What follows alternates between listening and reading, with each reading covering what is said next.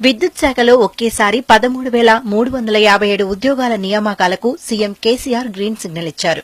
Linemen నుంచి executive officer వరకు ఖాళీలను భర్తీ చేయాలని, 10,000 మంది ఉద్యోగులకు పదోన్నతులు కల్పించాలని సీఎం కేసీఆర్ అధికారులను ఆదేశించారు.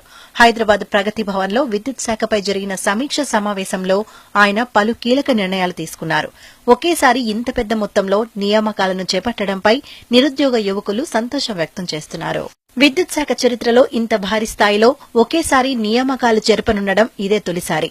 2012 నుంచి విద్యుత్ సంస్థల్లో ఖాళీలు ఏర్పడుతూ వచ్చినా ఆనాటి ప్రభుత్వం పట్టించుకోలేదు. అప్పటి నుంచి ఉన్న ఖాళీలన్నీ వెంటనే భర్తీ చేయాలని సీఎం కేసీఆర్ నిర్ణయించారు. పోస్టుల భర్తీ కోసం కొద్ది రోజుల క్రితం విద్యుత్ సంస్థలు ప్రతిపాదనలు పంపాయి. జెన్కో, ట్రాన్స్కో, డిస్కంల పరిధిలో లైన్మెన్ నుంచి ఎగ్జిక్యూటివ్ డైరెక్టర్ వరకు మొత్తం 13,357 ఖాళీలను గుర్తించారు. ఇందులో 1,500 వరకు నాన్ టెక్నికల్ పోస్టులు కూడా ఉన్నాయి. వీటన్నింటినీ వెంటనే భర్తీ చేయాలని ఆదేశించిన సీఎం కేసీఆర్ ఉద్యోగాల భర్తీ నేపథ్యంలో విద్యుత్ శాఖలోని దాదాపు 10,000 మందికి వెంటనే పదోన్నతులు కూడా ఇవ్వాలని ఆదేశించారు.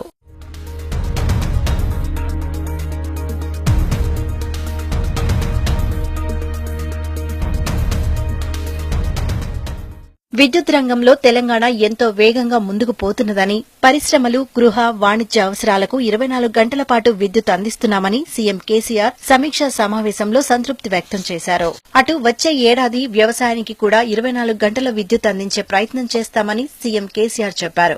రాష్ట్రం విద్యుత్ సంక్షోభ దశను దాటి మిగులు విద్యుత్ రాష్ట్రంగా మారుతున్న క్రమంలో విద్యుత్ శాఖను బలోపేతం చేసేందుకే ఇంత పెద్ద ఎత్తున నియామకాలకు అనుమతి ఇస్తున్నామన్నారు. చరిత్రలో ఎన్నడూ లేని విధంగా నిర్ణయం తీసుకున్న సీఎం కేసీఆర్ కు జెన్కో, ట్రాన్స్కో అధికారులు కృతజ్ఞతలు తెలిపారు. ఒకేసారి ఇంత పెద్ద మొత్తంలో నియామకాలను చేపట్టడంపై నిరుద్యోగ యువకులు సంతోషం వ్యక్తం చేస్తున్నారు. సీఎం కేసీఆర్ కు జన్మంతా రుణపడి ఉంటామని స్పష్టం చేశారు.